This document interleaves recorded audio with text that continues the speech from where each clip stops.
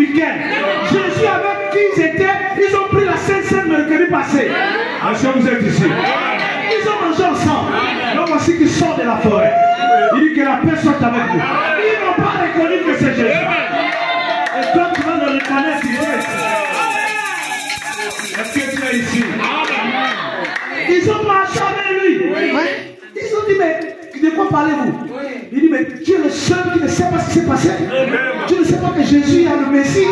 Croyant en lui, on l'a crucifié. Toi, tu viens d'où, toi? Nous, on croyait en lui, on l'a crucifié, on pensait que c'était lui qui devait relever la maison d'Israël. Mais là, on a perdu l'espoir. Et la Bible dit, il l'a pris. Amen. Il leur parla des Écritures. Donc, il a pris les détails. Moïse a dit. Isaïe a dit, tel a dit, vous n'avez pas vu ça? C'est vrai, telle chose s'était produite, telle chose s'était produite. Et pendant qu'il marchait, c'était maintenant le soir. Il voulait continuer, les disciples ont dit, tu ne continues pas, tu dois revenir et tu dois manger avec nous. Est-ce que tu peux dire amen? On ne veut pas que tu puisses passer. Et il est venu là, et ils ont commencé à manger. Il a rompu le pain. Il était le seul qui pouvait rompre le pain de ce pain.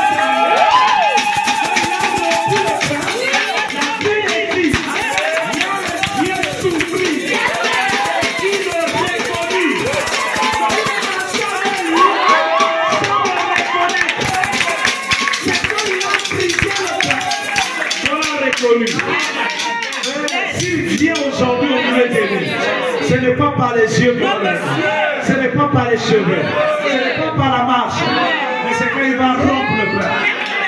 Oh frère, pasteur, il a rompu les seaux. Il a rompu les seaux. Est-ce que quelqu'un peut dire amen? Il a rompu les seaux. Il a rompu les seaux. Il a rompu les seaux.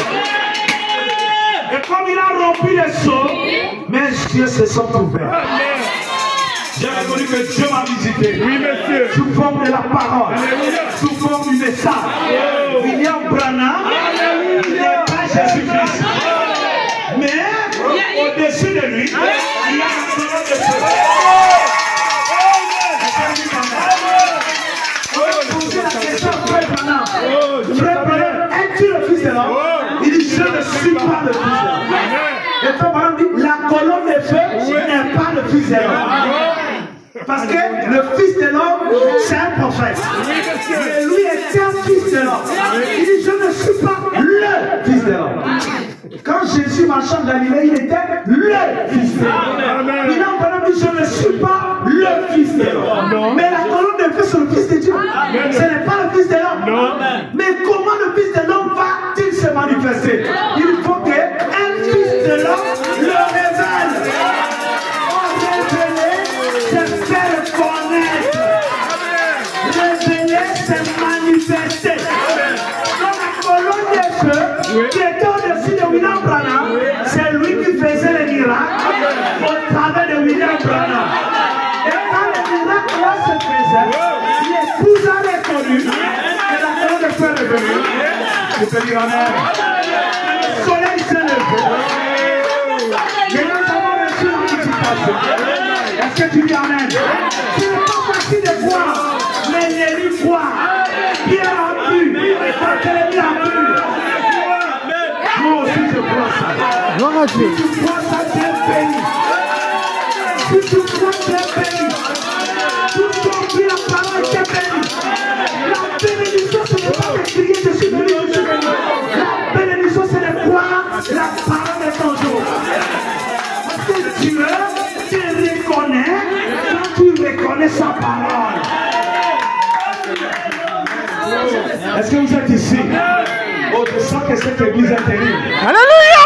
Salut le pasteur. Que Dieu vous bénisse. Acclamez pour vous-même.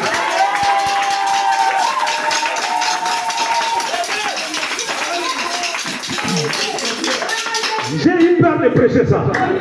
Mais je vois que le pasteur Armand fait un grand travail ici. Oh, j'aime ça. Il y a des endroits, tu dis ça, les gens te regardent comme ça. Il dit, mais le frère n'a pas de quoi. Je parle de ça, on me regarde comme ça. Amen. Ici, je parle de ça, je vois les gens sont enflammés parce qu'ils reconnaissent la parole. Jésus vient prendre Jésus. Jésus vient enlever. Tu dois d'abord être Jésus avant d'être enlevé. Jésus vient prendre Jésus. La parole vient prendre. Si tu n'es pas la parole, tu ne peux pas être enlevé. Vous connaissez l'histoire de l'aiglon. La mère reine. Oui, monsieur. Cette mère reine qui avait fait 2 œufs. Un fermier avait pris l'œuf de lait et amené ça dans son poulailler. Le petit aiglon est sorti. Il avait des pattes bizarres. Amen. Je sais que ce petit aiglon, c'était le pasteur Armand. Alléluia. Il était avec les autres. Sa démarche était bizarre. Le mec était bizarre. Il n'était pas un oiseau comme les autres. Un oiseau bizarre, pasteur. Les autres étaient là, mais lui, il avait des choses qui voyaient que ça dérangeait les autres. Est-ce que tu peux dire amen? Et quand la mère poule disait attention au faux prophète. Quand les temps de miracles sont passés. Lui aussi partait. Amen. Mais un jour. Oui, monsieur. Amen. Moi j'ai un enfant aussi. Je ne veux pas que ceux-là. Alléluia. Je ne veux pas que ceux-là qui sont venus ici dans le message, qui sont restés ici sur le rocher, là-bas aussi dans la dénomination, j'ai aussi des aigles. Je dois partir et je dois les faire partir. Je dois les enlever. Tu peux dire amen. La mère n'est jamais descendue dans le poulailler. La mère n'est jamais descendue dans le poulailler. Elle s'est accrochée en haut. Amen. Et commencé à dire au petit aiglon, tu es différent des autres. Tes ailes sont différentes. Tu peux dire amen. Tu cries, ton cri est différent des autres. Tes pensées sont différentes. Ta nature est différente. Alléluia. Il a dit, c'est vrai, mais je ressemble à cette maman-là. Je suis comme elle. Je me dis, même si elle a la tête. Mais maman, comment je peux faire pour arriver chez toi? Pas seulement les ailes. Toi, il y a le pouvoir de t'envoyer. Amen. Yes. Gloire. Tu as le pouvoir de dire non. Alléluia. Tu as le pouvoir de laisser la dénomination et de prêcher le message. Même si tu n'es pas prospère, les poussées sont nombreux, mais l'aiglon est seul. Oh, que Dieu soit loué. Tu es un aiglon. Pas tes ailes. Pas tes ailes. Pas tes ailes. Pas tes ailes. Allez, petit aiglon, va sur les ailes. Il s'est envolé. Même Poul a dit, ils sont partis parce qu'ils n'étaient pas des nôtres. Oui, c'est vrai, on n'était pas des vôtres. Nous sommes de la nature du ciel. Est-ce que vous dites amen? Oh, mes amis, c'est trop de choses. On va résumer, c'est trop de choses. Sinon, on va rester là jusqu'à... Amen. Ça va être compliqué. Il y a le cri de commandement. Il y a la voix de l'archange. Il y a le son de la trompette. Ça dit amen.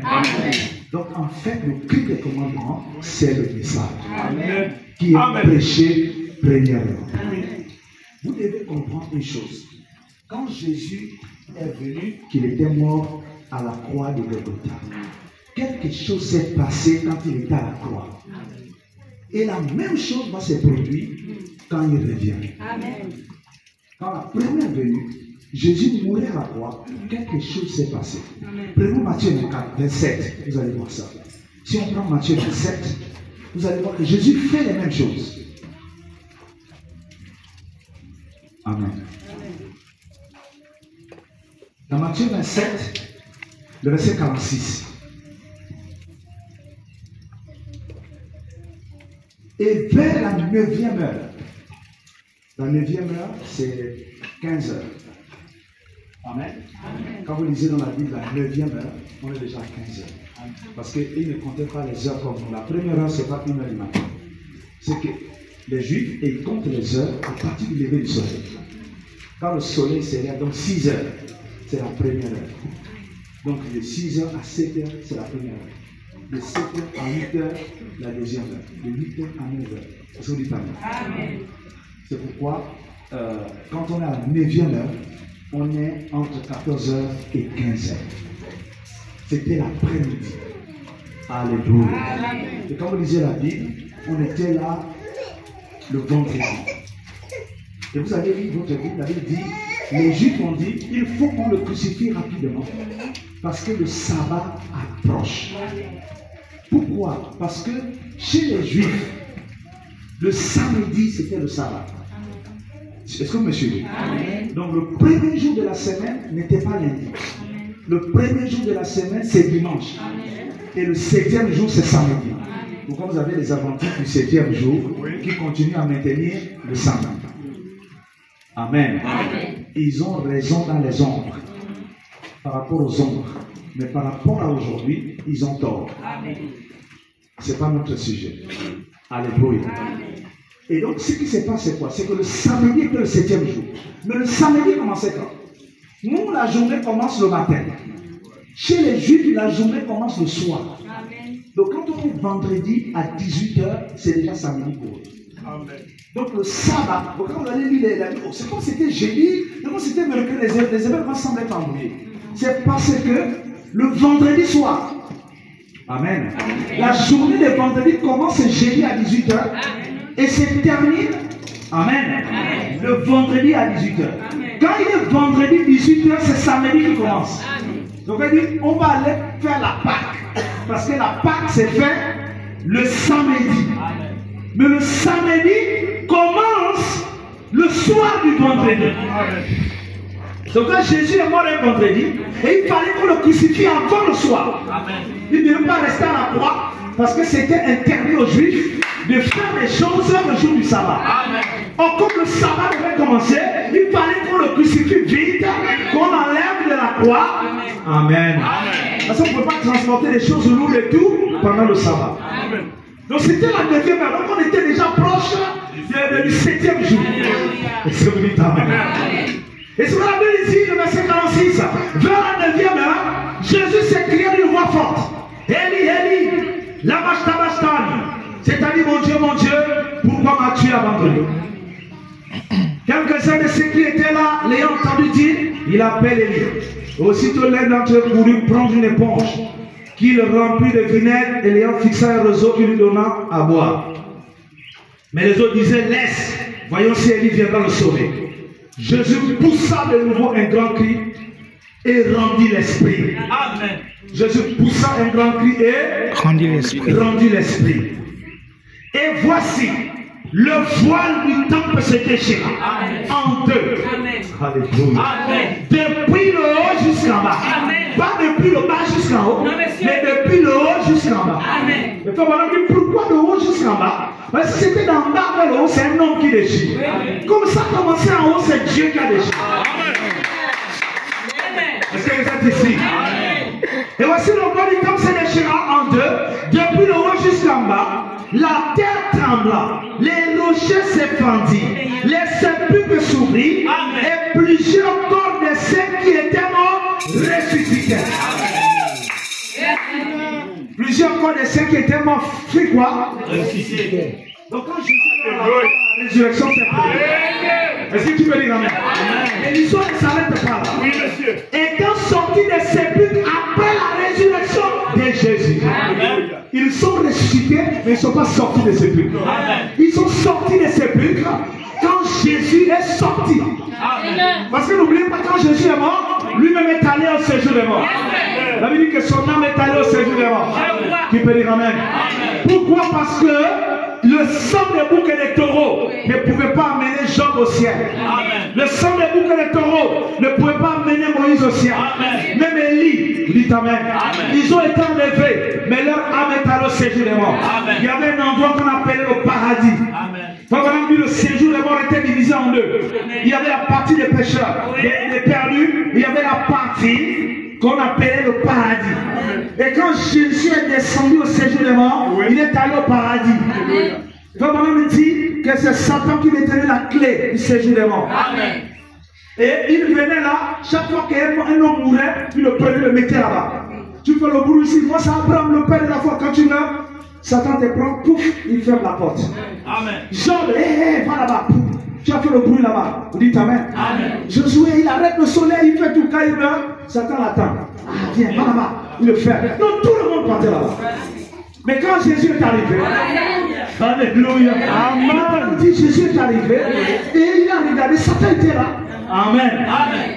Si Satan savait qu'en laissant mourir Jésus, cela devait nous sauver, Satan n'allait pas le tuer. Mais il a tué, il était aveuglé. Il pensait que c'était un homme. Mais il ne savait pas que Dieu était dans cet homme. La divinité était en lui. Quand il rentre comme ça, c'est le créateur lui-même. En face de Satan. Voilà, il dit, Jésus a donné un coup d'épée à Satan. Oh, je vais donner le sang. Il a lâché les clés. Il a ouvert. Et ça, il a regardé. Il dit, oh, quand j'étais dans le temple, je suis un homme, assis sur son trône, et les poings de Salomon, remplissez le temple. Tu peux dire Amen. Abraham a regardé. Il dit, Sarah, viens voir, Elohim, qui nous a visité. Je me suis arrivé. Et c'était le départ. Il dit, j'avais vu la roue dans la roue. La voilà qui arrive. Tu peux dire Amen. Je me regarde, le Rédempteur. Que j'avais vu. Les voici. L'union, le Goël. Tu peux dire Amen. Mes amis, chacun l'avait connu.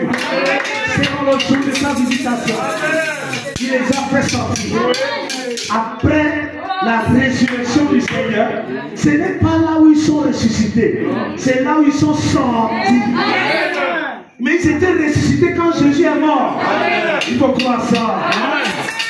C'est quand Jésus est mort, ils sont ressuscités. Mais pour sortir, alléluia.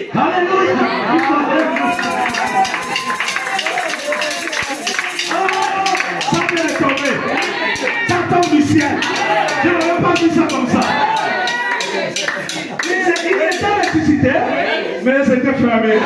Ils ne pas là où vivre. C'est la vérité. Je me prends de tout mon cœur.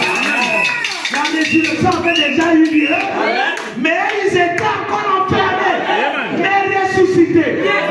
Mais le jour de la résurrection de Jésus, ils sont sortis. Ils sont restés 40 jours. Ils ont marché dans Jérusalem. Est-ce que vous dites Amen? Ils marchaient dans Jérusalem. Ils étaient des jeunes gens. Mais quand sont-ils montés au ciel? C'est quand Jésus montait. Vous voyez, Jésus seul montait, mais Jésus ne montait pas seul. Amen. Porte éternelle, élevez vos manteaux. Que le roi des gloires passe son entrée. Qui peut dire Amen? Porte éternelle, élevez vos manteaux. Le prophète dit, le ange a appuyé un bouton. Le ciel a ouvert les portes. Jésus est monté. Il est monté avec Abraham. Il est monté avec Jean. Il est monté avec Élie. Il est monté avec Enoch. Il est monté avec moi. Il est au ciel. Qu'est-ce que tu peux dire Amen? Voilà, c'est pourquoi il a dit dans Jean chapitre 11, on va aller rapidement. Dans Jean chapitre 11, le verset 25 à 26. Amen. Verset l'évangile. 25 à 26, la Bible dit, Jésus lui dit, il dit quoi? Je suis la résurrection et la vie. Amen. Jésus est quoi? La résurrection et la vie. Celui qui croit en moi vivra. Quand même il serait mort. Amen. Et quiconque vit et croit en moi ne mourra jamais. Amen.